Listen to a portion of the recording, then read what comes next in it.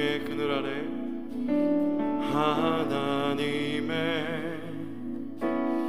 그늘 아래 내 모든 것 다 내려놓고 나 잠잠히 주를 묵상하네. 그 놀라우신 은혜를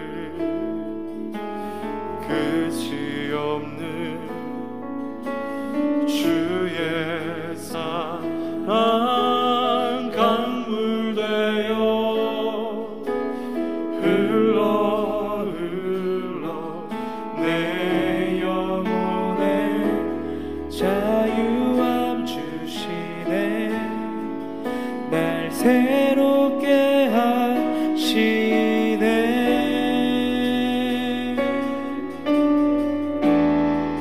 하나님 사랑, 하나님 사랑, 그 사랑 날 자유케 하네. 하나님 사랑, 그 사랑 날 회복해. 우리 함께 하나님 사랑, 하나님 사랑, 그 사랑 날 자유케 하네. 하나님 사랑, 그 사랑 날 회복해. 십자가, 십자가, 십자가, 십자가, 그 그늘 아래 내 소망이 있네. 십자가, 십자가, 그 그늘 아래 내 생명이 있네. 십자가, 십자가, 십자가, 그 그늘 아래 내 소망이 있네. 십자가, 십자가, 그 그늘 아래 내 생명이 있네. 사랑하는 하나님 아버지, 좋으신 주님의 이름을 찬양합니다. 하나님께서 축복하시는 거룩하고 아름다운 주일을 허락하시고 이렇게 예배당에 모여 주님을 찬양하고 기도하며 예배드리게 하여 주시니 감사를 드립니다. 하나님께서는 우리들을 황무지에서, 짐승이 부르짖는 광야에서 만나주셨고 우리를 호위하시며 보호하시며 여기까지 인도하셨으며 지금 이 순간도 당신의 눈동자같이 우리를 지키시고 계심을 기뻐하며 감사를 드립니다. 그러나 하나님의 이러한 사랑을 받고 있음에도 불구하고 순간순간 나의 욕심에 이끌려 하나님의 뜻을 뒤로하고 내 마음과 내 생각과 내 정욕대로 살았던 우리들의 부끄러운 모습을 회개합니다. 강팍하고 무정한 마음과 미움과 다툼과 분노함으로 판단하며 함부로 말하며 교만 가운데 살았던 우리들의 죄를 주님 앞에 회개하오니 예수 그리스도의 보혈로 깨끗이 씻어주시고 용서해 주시옵소서. 사랑하는 주님, 우리나라와 온 세계가 코로나 바이러스로 인해 너무나 어렵습니다. 생명의 주권자이신 하나님, 이 땅을 주님의 자비와 긍휼로 덮어주셔서 코로나 전염으로 인한 재난이 곧 멈춰지는 은혜를 허락해 주시옵소서. 또한 모든 것이 하나님의 주권 가운데 있음을 신뢰함으로 이 세상 가운데 들려지는 모든 흉흉한 소식 가운데 크게 두려워하거나 놀라거나 염려하거나 너무 오래 낙심하지 아니하며 오직 하나님만 바라봄으로 산 소망 가운데 기도하게 하옵소서. 우리의 죄를 사하시기를 기뻐하시는 하나님 아버지, 나와 내 공동체의 죄악을 회개하오니 하나님이 기뻐하시지 않는 우상들을 섬겼던 우리들의 죄악을 용서하시고 우리들을 고쳐주시고 우리들을 싸매어 주시옵소서. 다시금 이 나라와 이 민족이, 우리의 교회가 하나님의 말씀으로 회개하며 흥왕하게 하사 주님의 오시는 그 날을 예비하며 깨어있는 그리스도의 거룩한 신부로 살아가게 하옵소서. 무엇보다 하나님의 말씀을 깊이 사랑하게 하옵시며 기도로 주님과 교제하며 성령 안에서 민감하게 하사 그 음성을 잘 듣고 날마다 순종하는 삶을 살아가는 하나님의 기뻐하시는 예배자가 되게 하옵소서. 이 땅에 살지만 하늘에 속한 자로서 부족함이 없도록 날마다 기름을 부어주셔서 그리스도의 군사로 맡겨주신 일들을 잘 감당하게 하사 우리들을 통해 세상이 예수 그리스도를 보며 하나님께 영광을 돌리게 하옵소서. 선교사님들을 위해 기도합니다. 어려운 시간임에도 복음을 전하기 위해 각지에서 수고하시는 선교사님들의 건강을 지켜주시고 지치지 않도록 날마다 새 힘을 더하여 주시옵소서. 이 세상 끝날까지 주님께서 함께 하신다는 약속으로 선교사님들의 사역과 가정을 덮어주시옵소서. 이제 말씀을 듣습니다. 하청우 목사님께 성령의 충만하심으로 기름 부어주셔서 아버지의 마음이 우리 안에 잘 심겨지게 하사 말씀이 우리를 살리고 깨끗게 하여 자유함과 회복을 누리는 귀한 시간이 되게 하옵소서. 이 시간 예배를 위해 돕고 섬기는 모든 분들을 축복하여 주시고 그들의 수고에 하나님의 위로와 열매가 넘치게 하옵소서. 하나님의 은혜를 기억하며 예수 그리스도의 보혈의 은혜가 넘치게 하실 살아계신 주 예수 그리스도의 이름으로 감사하며 기도드립니다. 아멘.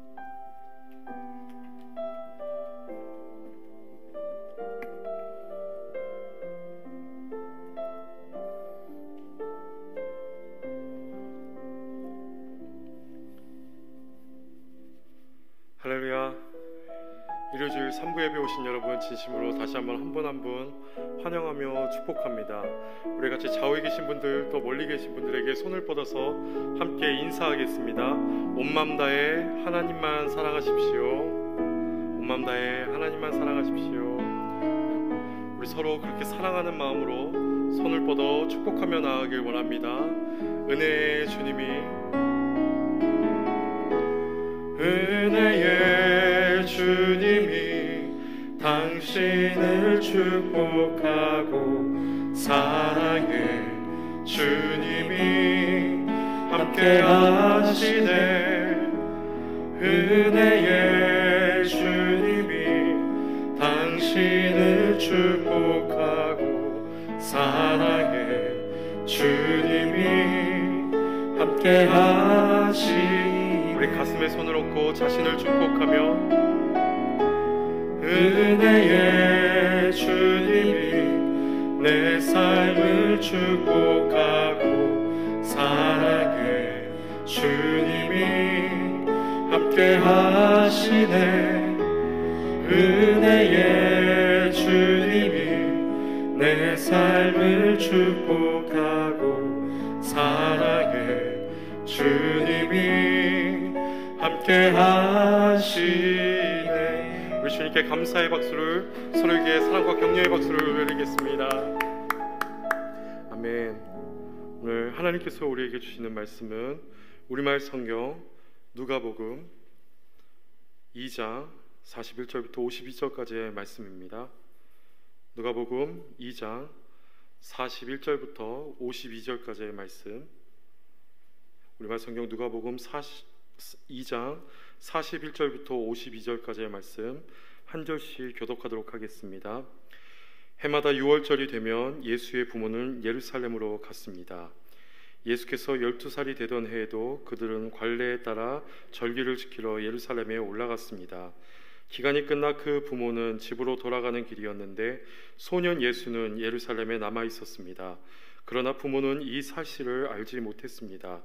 그들은 예수가 일행 속에 있으리라 생각하고 하룻길을 가다가 그제야 친척들과 친구들 사이에서 예수를 찾기 시작했습니다. 그러나 찾지 못하자 그들은 예루살렘으로 되돌아가서 예수를 찾았습니다. 3일이 지나서야 그들은 성전뜰에서 예수를 찾게 됐습니다. 그는 선생들 가운데 앉아서 이야기를 듣기도 하고 묻기도 하고 있었습니다. 예수의 말을 들은 사람들마다 그가 깨닫고 대답하는 것에 몹시 감탄했습니다. 그 부모는 예수를 보고 놀랐습니다. 그래서 그의 어머니가 말했습니다. 얘야, 왜 우리에게 이렇게 했느냐? 내 아버지와 내가 얼마나 걱정하며 찾았는지 모른다. 그러자 예수가 말했습니다. 왜 나를 찾으셨습니까? 내가 마땅히 내 아버지 집에 있어야 하는 줄을 모르셨습니까? 예수가 하는 말을 깨닫지 못했습니다. 그리고 나서 예수는 부모와 함께 내려가 나사렛으로 돌아가서 부모님께 순종하며 지냈습니다. 예수의 어머니는 이 모든 일을 마음에 간직했습니다. 그리고 예수는 지혜와 키가 점점 더 자라가며 하나님과 사람들로부터 사랑을 받았습니다. 아멘. 우리 가스펠 프로젝트 영상을 보신 후에 하청우 목사님께서 나오셔서 나라 민족을 위한 기도 후 말씀 전해주시도록 하겠습니다. 가정신앙문화 세우기 가스펠 프로젝트 4주차입니다. 저에게는 두 딸이 있는데요. 한 명은 7살이고 한 명은 이제 4살입니다. 확실히 둘째 딸은 첫째 언니를 보고 자라서 그런지 말하는 것이나 행동하는 게 첫째 때보다는 좀 더 빠른 것 같습니다. 어느 날 둘째 딸이 자기가 평소 좋아하던 초콜릿을 언니에게 주었습니다. 선뜻 주었더니 언니가 고마워라고 이야기를 하자 둘째 딸이 이렇게 답변합니다. 고맙긴 뭘. 가르쳐주지도 않은 답변이었는데 어디서 배웠는지 참 신통방통했습니다. 옛 어른들께서는 자녀들이 자라는 모습을 보며 크게 2번 감격했다고 합니다. 자녀들이 스스로 숟가락을 들고 밥을 먹었을 때, 그리고 자녀들의 키가 부모님들보다 좀 더 크게 자라났을 때입니다. 여러분들은 어떠신가요? 여러분들의 자녀가 자라나는 모습을 보면서 언제 크게 감격하고 기뻐하셨나요? 한번 질문을 바꾸어 보겠습니다. 여러분들의 자녀들의 신앙 성장에 있어서 크게 감격하고 기뻐했던 때는 언제였나요? 누가복음 2장 52절 말씀에서는 예수님께서 어린 시절에 어떻게 보냈는지 이렇게 소개하고 있습니다.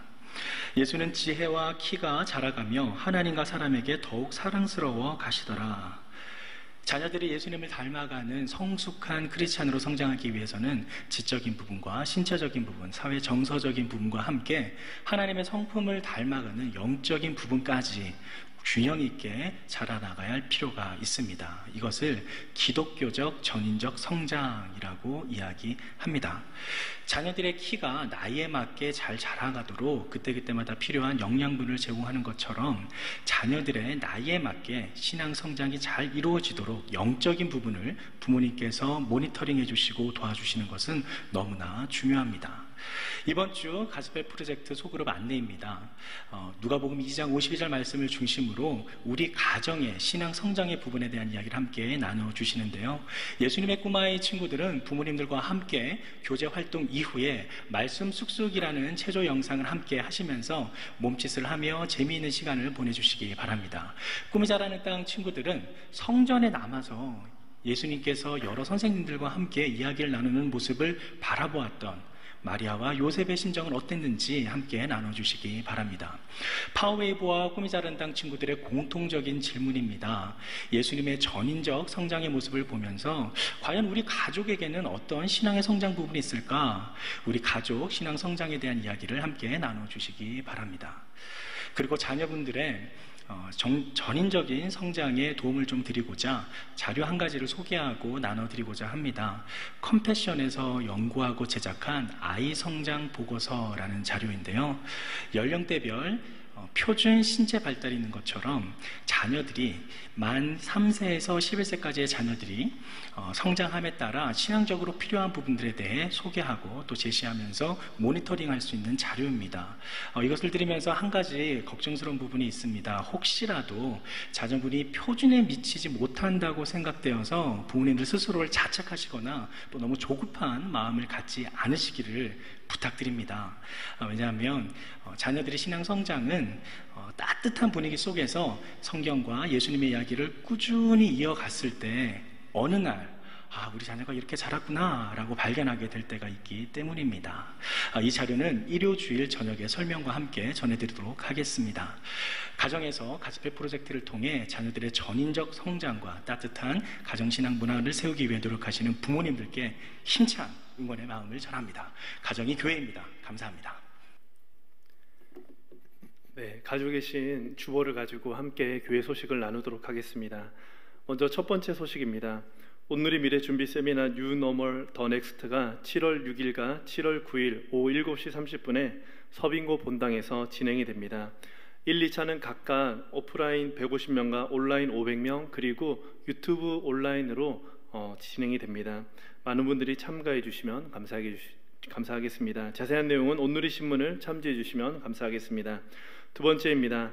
온누리 교회 전 성도와 참여하는 성경 필사 운동 에스라 프로젝트가 7월 5일부터 8주간 진행이 됩니다. 우리말 성경을 이용해서 필사지에 공동체별로 성경 한 권을 각각 이제 완성하는 프로젝트입니다.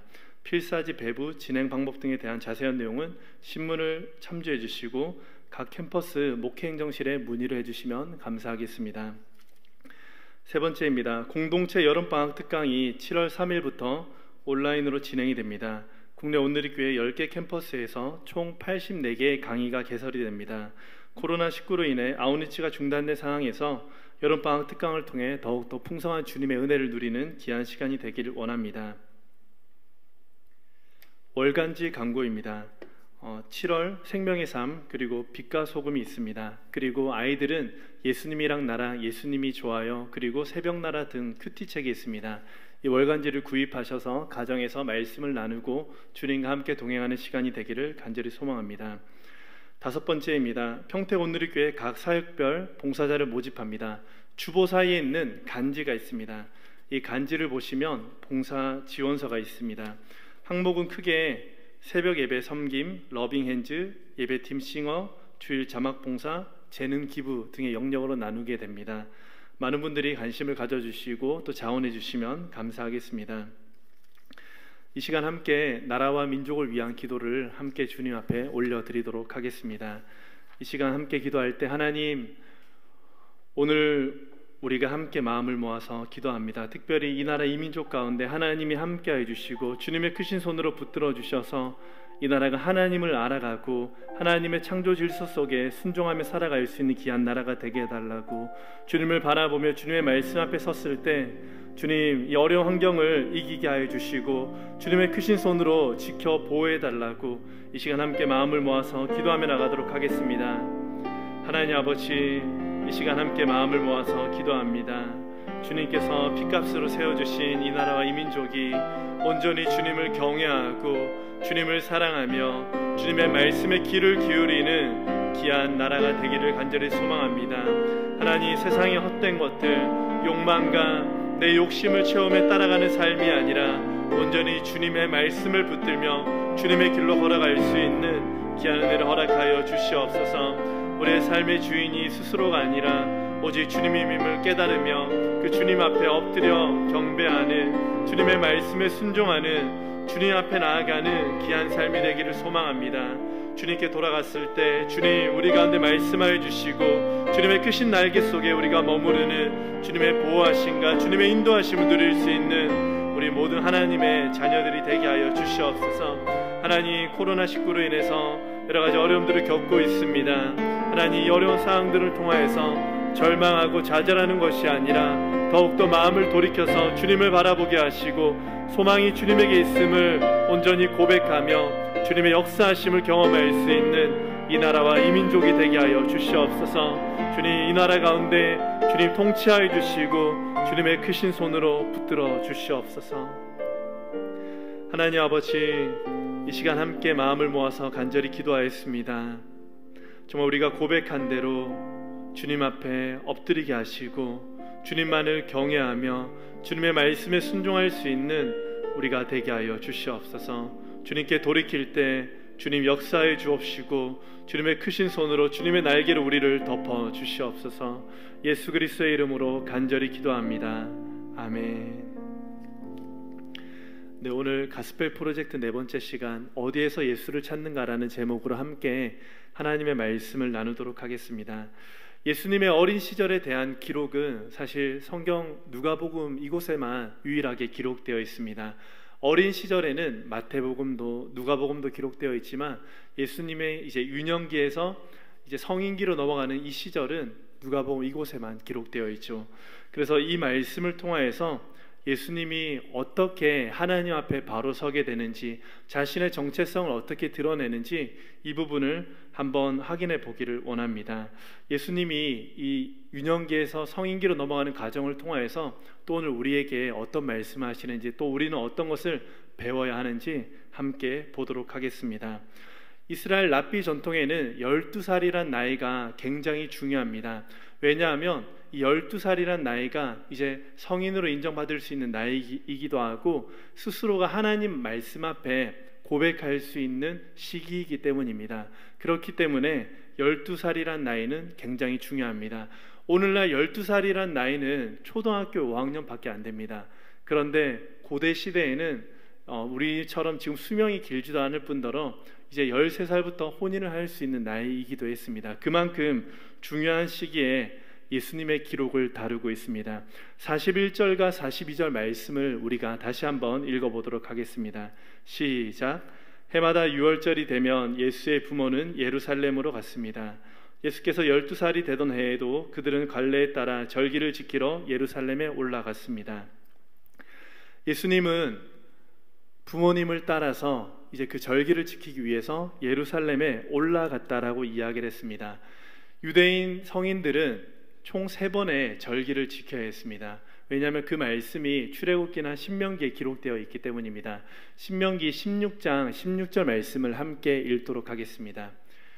시작. 1년에 3번씩 곧 무교절, 77절, 초막절에 모든 남자들은 너희 하나님 여호와 앞에 그분이 선택하신 그곳으로 나아가라. 여호와 앞에 빈손으로 나가지 말라. 아멘. 여기에 저희가 함께 나눌 첫 번째 메시지가 있습니다. 함께 읽겠습니다. 시작. 영적인 우선순위를 바로 세우는 가정이 되어야 합니다. 이 무교절은 이제 유월절을 지내기 일주일 전부터 지키는 절기입니다. 유월절은 우리가 잘 알다시피 예수님께서 출애굽에서 구원해 주신 모든 사망과 죽음으로부터 건져 주신 것을 기념하는 절기입니다. 많은 절기들 중에 가장 중요하게 생각하는 절기 중에 하나입니다. 이스라엘 백성들이 이 절기를 중요하게 생각하기 때문에 많은 무리들이 모여서 예루살렘 성전에 나아가 하나님 앞에 제사를 드리게 되어 있습니다. 예수님의 부모님 또한 경건한 유대인이었기 때문에 갈릴리에서 예루살렘으로 이곳을 이동해서 왔습니다. 보통 10일이라는 기간을 보내면서 와야 했습니다. 예수님의 가정을 보시면 경건한 유대인, 하나님 앞에 그 말씀을 지키기 위해서 선 가정이라는 것을 알 수 있습니다. 다른 유대인들도 이 절기를 무조건 지키는 것은 아니었습니다. 자신의 삶이 바쁘면 이것을 지킬 형편이 안 되면 이것을 잊어버리기도 했습니다. 제가 이 말씀을 생각해 보면서 우리 가정은 명절 때 어떻게 보냈는가를 생각해 봤습니다. 저희 할아버지 때부터 저희는 예수님을 믿기 시작했습니다. 할아버지가 어떤 장로님으로부터 복음을 듣게 되었고 그 복음 앞에 이제 마음이 열려서 가정에 돌아가서 이렇게 선포했습니다. 오늘부터 우리 집은 예수를 믿는다. 그리고 그 말씀을 하신 다음에 우리 가정은 이제 교회를 나가게 되었고 예수님을 믿는 가정이 되었습니다. 제가 아주 어릴 때 기억인데요. 설날이나 추석 때 항상 할아버지 집이나 아니면 큰 집에 모였습니다. 큰 집에 모여서 무엇을 하냐면 아침 일찍부터 씻으라고 이야기를 합니다. 그래서 깔끔하게 씻고 머리를 빗고 가장 좋은 옷을 입고 난 다음에 식사를 먼저 하는 게 아니라 먼저 할아버지께서 예배를 인도하셨습니다. 다 같이 모여서 말씀을 찬양을 먼저 하고 말씀을 듣고 기도하는 그런 시간을 가졌습니다. 어린 시절임에도 불구하고 그 광경이 잊혀지지 않습니다. 하나님을 예배하는 우리 가정이라는 것을 제가 분명하게 느꼈습니다. 그 기억이 중학교, 고등학교가 되어도 계속 있었습니다. 저는 이 모습을 보면서 우리 가정이 정말 하나님을 예배하는 가정이구나, 하나님을 사랑하는 가정이구나, 하나님 앞에 무엇이 우선순위가 바로 서 있는지 그런 가정이다라는 것을 알게 되었습니다. 제가 이 이야기를 하는 이유는 요셉의 가정도 마찬가지였다라는 것이죠. 요셉의 가정은 올바른 우선순위를 지키면서 살아갔습니다. 하나님을 예배하고 하나님을 섬기며 하나님 앞에 경건하게 서 있는 가정이었습니다. 그런 가정은 여러 가지 어려움과 혼돈이 오더라도 쉽게 흔들리지 않습니다. 왜냐하면 중심이 바로 서 있기 때문입니다. 하나님을 향한 마음이 먼저 우선이기 때문에 어떠한 어려움이 와도 이겨낼 수 있는 것입니다. 여러분의 가정 가운데, 저의 가정 가운데 온전히 하나님을 예배하고 하나님을 우선순위로 생각하는 그런 귀한 가정이 되기를 주님의 이름으로 축복합니다. 43절과 44절 말씀을 다시 한번 읽도록 하겠습니다. 시작. 기간이 끝나 그 부모는 집으로 돌아가는 길이었는데 소년 예수는 예루살렘에 남아 있었습니다. 그러나 부모는 이 사실을 알지 못했습니다. 그들은 예수가 일행 속에 있으리라 생각하고 하룻길을 가다가 그제야 친척들과 친구들 사이에서 예수를 찾기 시작했습니다. 절기를 다 지키고 난 다음에 이제 돌아가는 가정이었습니다. 그런데 부모는 예수님이 그 무리 없는 것을 몰랐습니다. 당연히 친구들과 함께 있겠지라고 생각을 했기 때문입니다. 동행 중에 다른 사람들과 함께 있겠지라고 생각을 했던 것입니다. 우리가 생각했을 때 어떻게 이런 일이 있을 수 있나라는 생각이 들 수 있는데, 예수님이 살던 시대에는 큰 무리가 함께 움직여서 예루살렘 성전으로 왔었고 그 집으로 돌아가는 일들이 비일비재했습니다. 캐러밴이라는 큰 무리를 이루어 가는데요, 이렇게 모인 이유는 여러 가지 강도의 위협으로부터 자신들을 지키고 보호하기 위해서였습니다. 이 일행들의 무리는 선두와 제일 뒤에는 다 큰 성인 어른들이 그 앞을 지키면서 갔습니다. 그리고 가운데에는 연약한 여자들 그리고 어린 아이들이 그 가운데에 머물렀던 것입니다. 12살 지난 예수님이 이제 성전에서 스스로 이제 말씀 앞에 바로 서고 성인식 비슷하게 이렇게 인정을 받게 됩니다. 그러면서 당연히 자연스럽게 마리아는 우리 아들 예수가 앞이나 뒤에 무리에 있을 거라고 생각을 했습니다. 요셉 또한 마찬가지로 자신의 아들 예수가 앞이나 뒤에 있어야 되는데 없는 것을 보고 쓸쓸했을 것입니다. 지금 성인의 인정을 받았는데 가운데 있을 것이라고 생각을 했던 것입니다. 당연히 앞이나 가운데 있을 거라 생각했기 때문에 예수님을 발견할 수 없었던 것입니다. 그리고 그 무리가 저녁이 되면 이제 인원을 점검하는데 그제서야 예수님이 없어진 것을 알게 된 것입니다. 그래서 애타는 마음으로 예수님을 찾게 된 것이죠. 하루길이 지나고 난 다음에 이 사실을 알게 된 것입니다. 열린다 성경에서 이 내용이 자세히 기록되어 있습니다. 한번 시간이 되시면 열린다 성경 생활 풍수편을 보시면 큰 도움이 되실 것입니다. 여기에서 우리가 두 번째 메시지를 한번 확인해 볼 수 있습니다. 함께 읽도록 하겠습니다. 시작. 잃어버린 예수님을 다시 찾아야 합니다. 마리아와 요셉은 예수님을 찾기 위해서 다시 여정에 왔던 길을 다시 되돌아가고 있습니다. 왔던 길을 되짚어서 어디에서 예수님을 잃어버렸나 찾고 있습니다. 그리고 마침내 성전에서 예수님을 만나게 됩니다. 믿음 생활은 무엇입니까? 바로 예수님과 동행하는 삶입니다.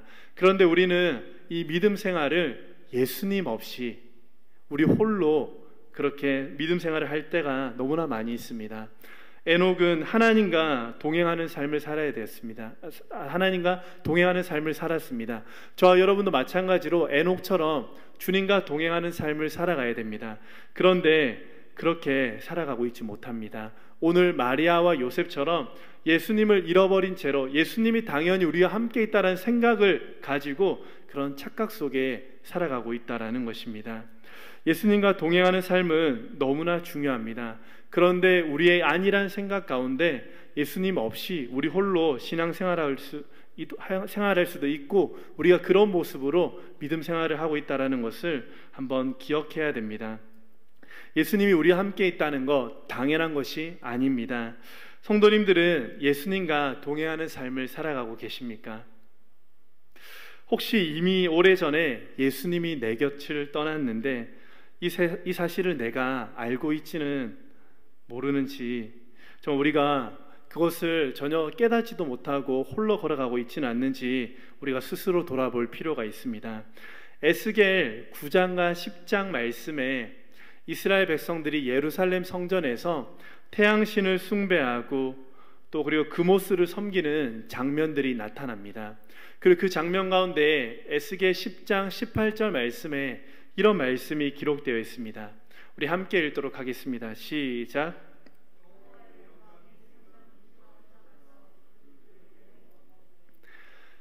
예루살렘에 많은 이스라엘 백성들이 있었지만 그 성전에서 하나님을 예배하는 것이 아니라 우상을 섬겼습니다. 그리고 결국 하나님께서 그곳을 떠나는 일이 나타나게 됩니다.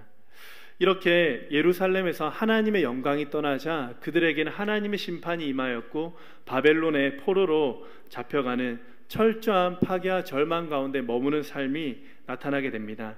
우리가 교회라는 이름을 가지고 살아가고 있고 그리스도인이라고 이름을 불리우고 있지만 혹시 주님이 떠난 모습으로 살아가고 있지는 않는지 한번 생각해 보아야 됩니다. 주님과 동행을 내가 제대로 하고 있는지 점검을 해 보아야 됩니다.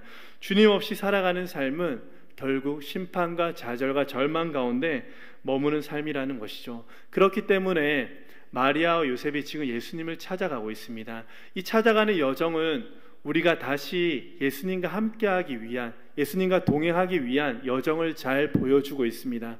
예수님을 우리가 함께 찾기 위해서는 예수님을 잃어버렸던 그 자리로 다시 돌아가야 됩니다. 그 자리로 돌아가는 것, 그것이 바로 회개입니다. 회개를 해야 하는 것은 우리가 주님을 다시 만나기 위해서 너무나 필요한 일입니다. 우리의 잘못된 죄악을, 우리가 무너진 그 삶을 다시 하나님 앞에 용서를 구하고 죄를 자복하는 것이 너무나 필요하다라는 것이죠. 그렇게 주님 앞에 회개하고 돌아갈 때 마침내 주님을 만날 수가 있습니다. 특별히 마리아와 요셉은 주님을 만난 곳이 예루살렘 성전이었습니다.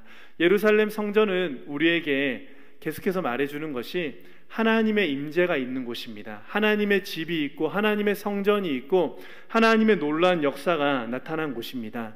예수님께서도 이 예루살렘 성전에서 말씀을 선포하시고 십자가를 지시고 죽으시고 다시 부활하신 곳이었습니다. 그리고 성령 충만을 받고 많은 집사님들이, 많은 그리스도인들이 이곳에서 복음을 전파하고 순교했던 곳입니다.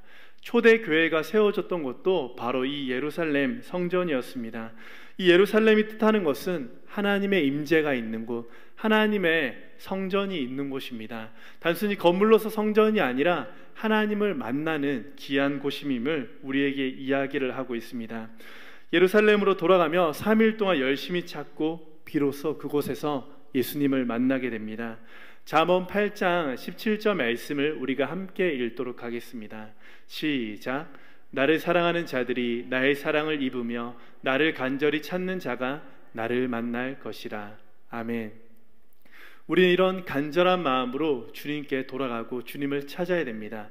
이렇게 주님께 간절히 나아가는 자들에게 주님은 만나 주시겠다고, 내가 너와 함께하고 너의 삶 가운데 동행하겠다고 주님은 말씀하고 있습니다.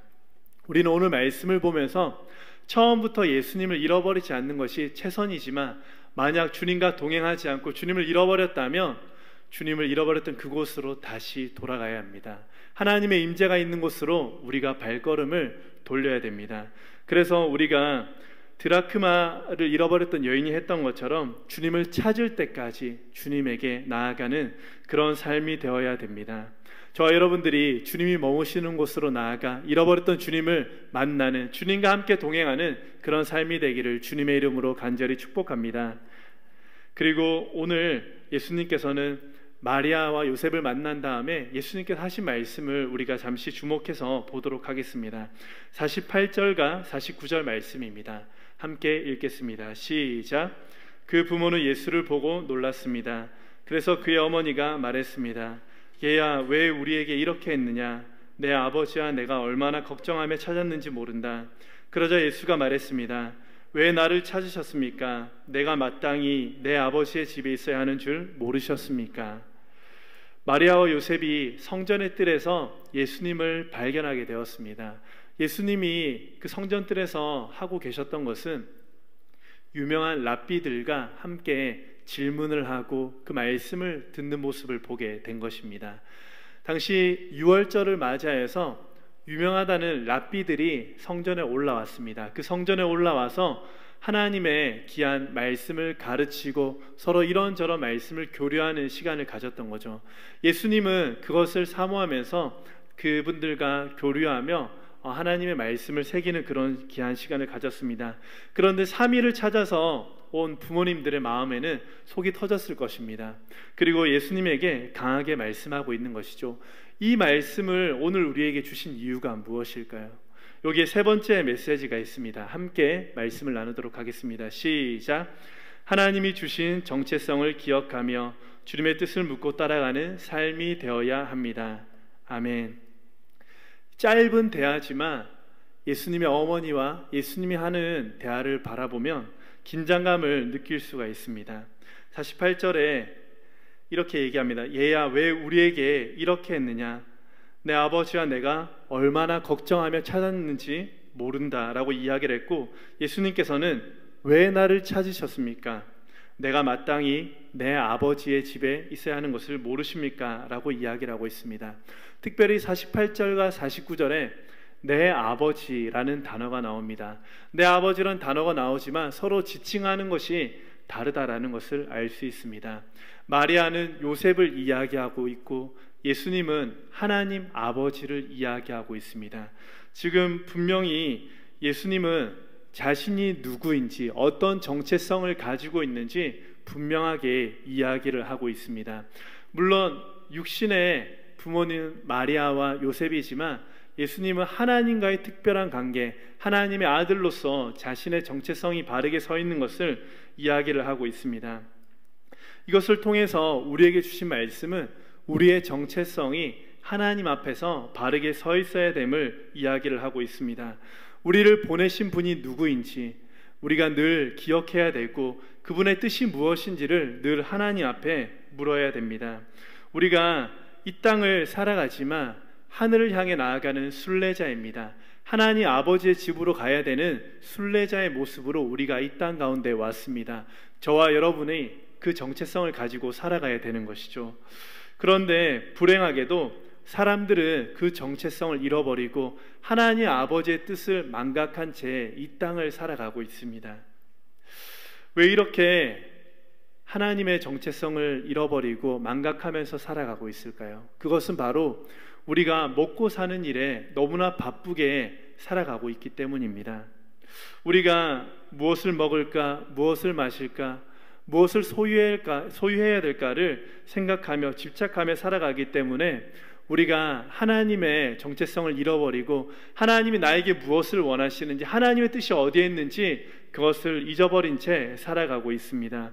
우리는 하나님의 자녀입니다. 예수님처럼 하나님을 아버지라고 부를 수 있는 하나님의 아들, 딸들입니다. 그렇기 때문에 우리가 세상 가운데 사람들이 말하는 기준에 맞춰서 우리가 휩쓸려서 살아가고 사람들이 원하는 것을 다 가져야 되는 것으로 착각하며 살아서는 안 된다라는 것이죠. 세상이 만들어 놓은 울타리를 우리가 넘어서 하나님의 뜻을 향해서 나아갈 수 있는 저와 여러분들이 되어야 됩니다. 우리가 육신은 밥을 먹어야 되지만 무엇보다도 우리는 사람이기 때문에 하나님의 뜻을 들어야 되고 하나님의 뜻을 향해서 나아가야 됩니다. 저와 여러분들의 존재의 이유가 바로 거기에 있습니다. 예수님 또한 그것을 일평생 살아가면서 그 부분을 잘 아셨습니다. 그래서 보냄을 받은 자로서 온전히 하나님의 뜻을 이루면서 살아갔습니다. 예수님께서 원하시는 것은 지금 오늘 말씀을 통해서 분명히 이야기를 하고 있습니다. 내 아버지의 집, 이것은 성전을 가리키는 말이 아니라 하나님의 뜻을 이야기하고 있는 것입니다. 예수님께서 이것을 아셨기 때문에 늘 공생의 사역을 하셨음에도 불구하고 이른 아침에 조용한 곳으로 나아가 하나님 앞에 엎드렸고 하나님의 음성을 듣는 시간을 가졌습니다. 저와 여러분들이 예수님처럼 늘 주님의 뜻을 깨달으며 말씀을 묵상하며 그 음성의 귀를 기울이는 저와 여러분들이 되기를 간절히 소망합니다. 그래서 이 땅을 살아가고 있지만 하나님의 자녀라는 정체성을 가지고 하나님을 향해 나아가는 그런 순례자의 길을 걸어가기를 간절히 축복합니다. 그리고 51절과 52절 말씀을 함께 읽도록 하겠습니다. 시작. 그러고 나서 예수는 부모와 함께 내려가 나사렛으로 돌아가서 예수의 어머니는 이 모든 일을 마음에 간직했습니다. 그리고 예수는 지혜와 키가 점점 더 자라가며 하나님과 사람들로부터 사랑을 받았습니다. 누가는 이 사건을 통해서 그 본질을 알기를 원했습니다. 예수님이 부모님에게 온전히 순종했다라는 것이죠. 어떤 분들은 이 부분을 보면서 예수님이 불순종한 것이 아닌가, 그럼 예수님이 죄가 있는 것이 아닌가라고 이야기를 하고 있는데 그렇지 않다라는 것을 잘 보여주고 있습니다. 예수님은 마리아와 요셉이 그분의 말하는 뜻을 잘 이해하지를 못했습니다. 그럼에도 불구하고 육신의 부모님에게 순종하고 있는 것입니다. 사실 이 말씀이 많은 청소년 자녀들에게 어려움을 주고 있습니다. 저희 어머니도 제가 사춘기 때 항상 말을 안 들었기 때문에 이 말씀을 근거로 해서 예수님이 사춘기가 어디 있었냐고, 너 예수님이 언제 반항했냐고, 얼마나 이 말씀에 순종했냐라고 예수님과 저를 비교하면서 혼을 냈던 그런 기억이 납니다. 이 말씀을 통해서 지금 예수님이 어떻게 순종했는지 그것을 우리에게 잘 보여주고 있습니다. 인정을 받지 못하고 이해를 받지 못하는 그 상황 속에서 예수님은 육신의 부모님에게 순종했습니다. 인간의 삶의 모습으로 철저하게 부모님을 섬겼고 맡겨진 일들을 잘 감당했습니다. 누가복음 22장 23절 말씀을 우리가 함께 읽도록 하겠습니다. 시작. 모세의 율법에 따라 정결의식을 치를 때가 되자 요셉과 마리아는 아기를 데리고 예루살렘으로 갔습니다. 이것은 주의 율법에 첫 번째 태어나는 모든 남자 아기는 하나님께 거룩한 사람으로 불릴 것이다 라고 기록된 대로 아기를 주께 드리고, 예수님께서 어릴 때 이제 그 모세의 율법에 따라서 하나님 앞에 드린 자가 되었습니다. 위와 비슷한 이야기가 사무엘상 2장에도 나오는데요. 사무엘상 2장 26절 말씀을 함께 읽도록 하겠습니다. 시작. 한편 소년 사무엘은 더 커갈수록 여호와 사람들에게 더욱 사랑을 받았습니다. 사무엘은 그의 어머니 한나를 통해서 하나님께 온전히 드려졌습니다.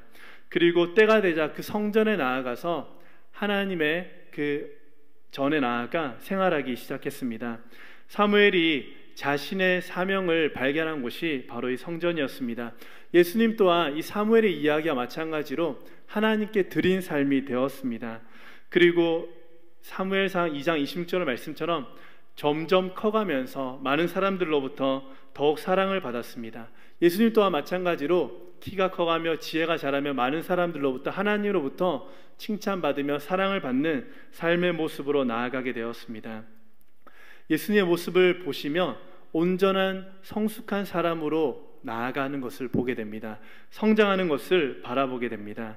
하늘을 지향하면서도 땅에 살아가면서 사람들과 관계하고 선한 영향력을 끼치고 육신의 부모님에게 순종하는 모습을 보여주고 있습니다. 이 말씀을 통해서 지금 우리에게 말씀하고 있습니다. 우리가 하나님의 부름을 받았고 하나님께 드린 삶을 살게 되지만 그럼에도 불구하고 살아가는 이 땅의 자리에서 많은 사람들과 바르게 관계하며 순종하며 하나님의 덕을 온전히 드러내는 삶으로 살아가라고 지금 우리에게 이야기를 하고 있습니다. 예수님이 12살 때 이 기록이 나오고 난 다음에 공생의 기간 18년 동안 그 어떤 기록도 나타나고 있지는 않습니다. 하지만 우리가 유추해 볼 수 있는 것은 예수님께서 대가족의 맏아들로서 일찍 아버지를 여인 그 가정에 가장으로서 일을 하였고 어머니를 모셨고 형제들을 섬겼고 그렇게 하나님 안에서 자라가는 삶의 모습을 보여줬습니다. 신체적으로 정신적으로 성장하고 다른 사람들과 관계를 맺고 하나님의 사랑을 받는 삶으로 나아갔습니다.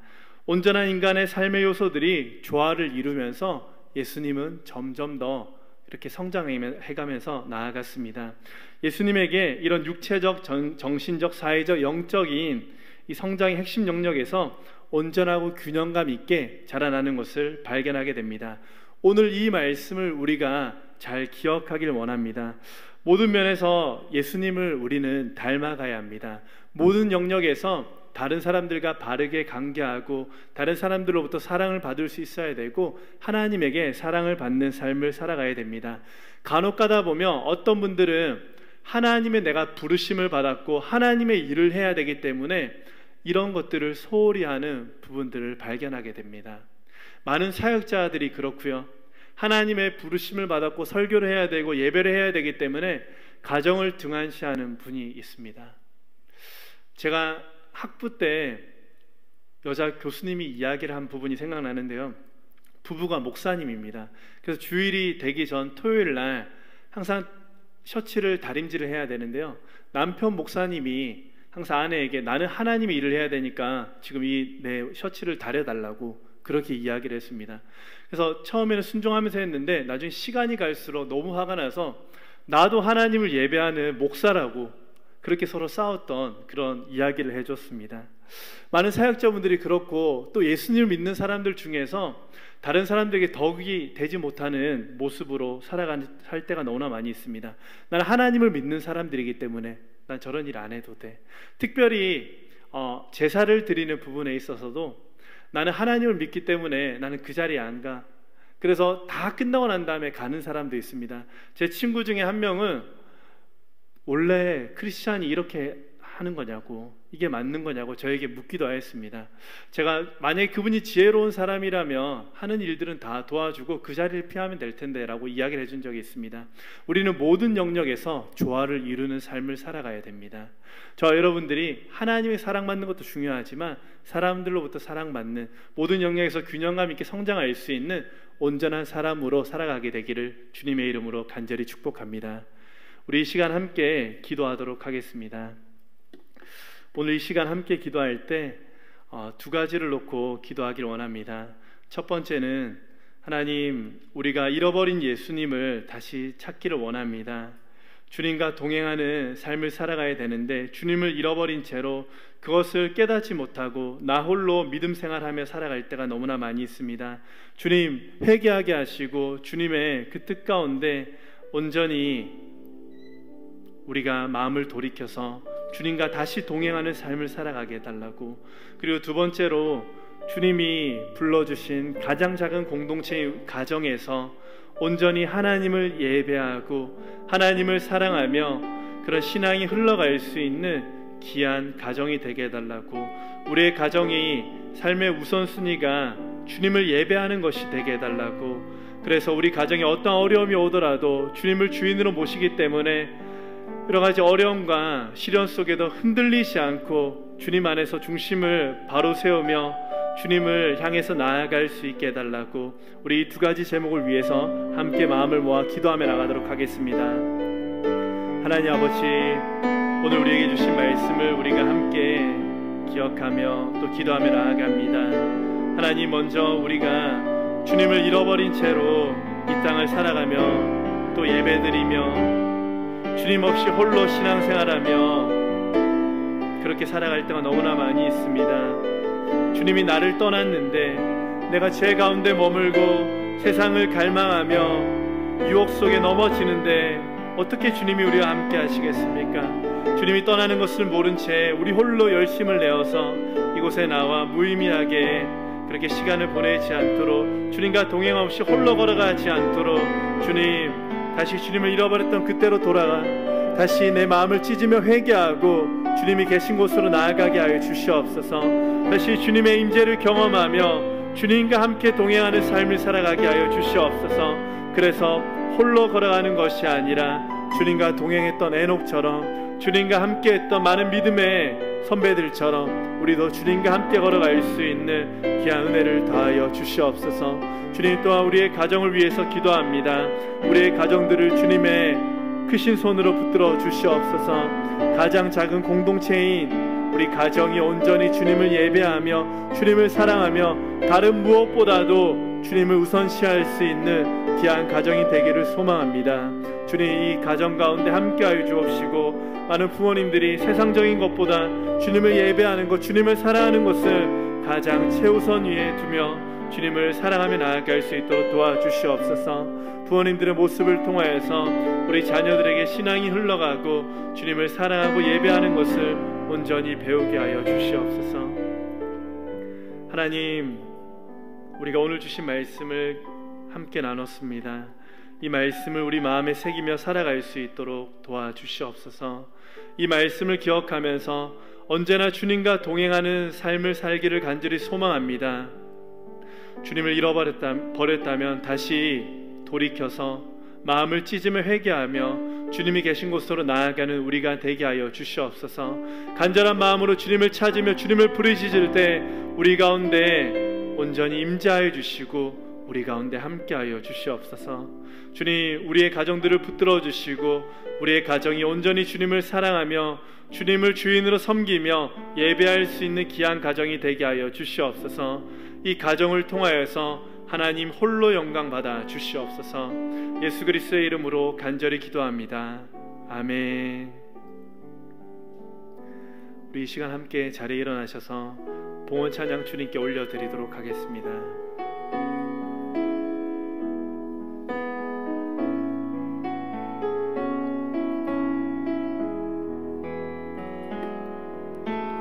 선한 능력으로 안으시네. 그 크신 팔로 날 붙드시네.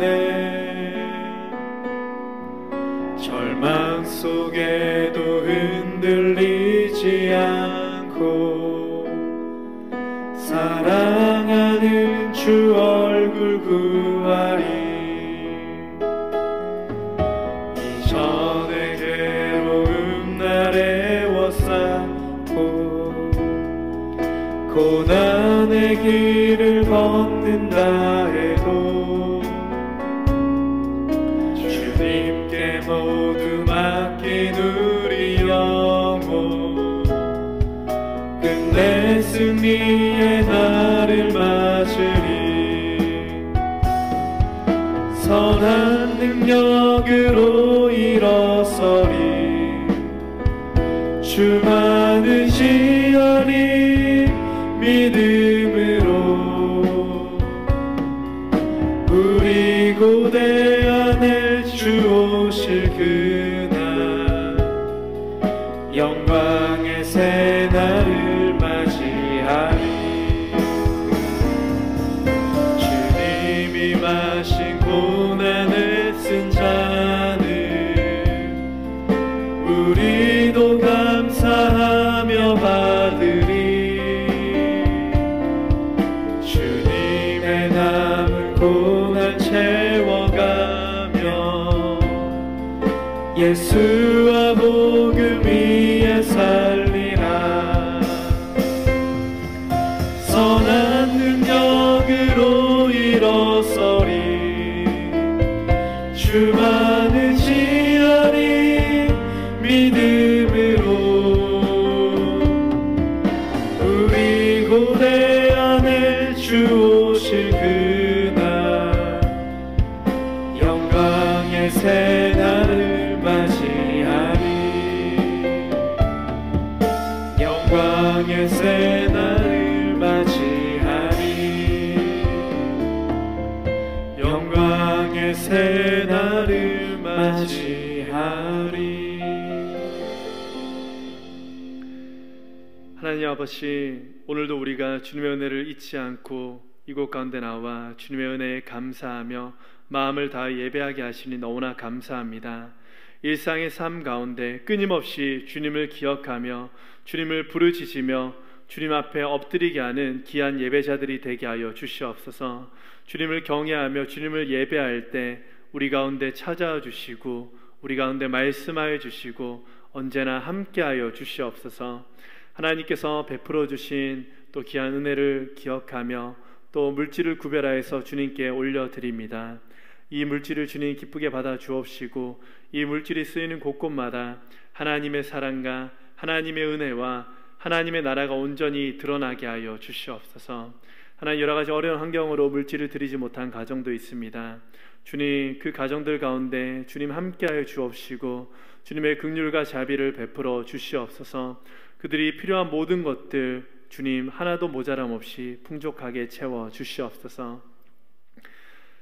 이제는 우리 주 예수 그리스도의 은혜와 하나님 아버지의 그 크신 사랑과 성령님의 감화 감동 교통 역사하심이 오늘 말씀을 듣고 주님과 함께 동행하기로 다짐한 모든 성도님들과 그 가정과 모든 자녀들 위해 복음을 들고 땅끝까지 나아가 모든 선교사님과 그 모든 자녀들과 사역 위에 이 나라와 이 민족 위에 지금로부터 영원까지 함께 하시기를 간절히 축원하옵나이다.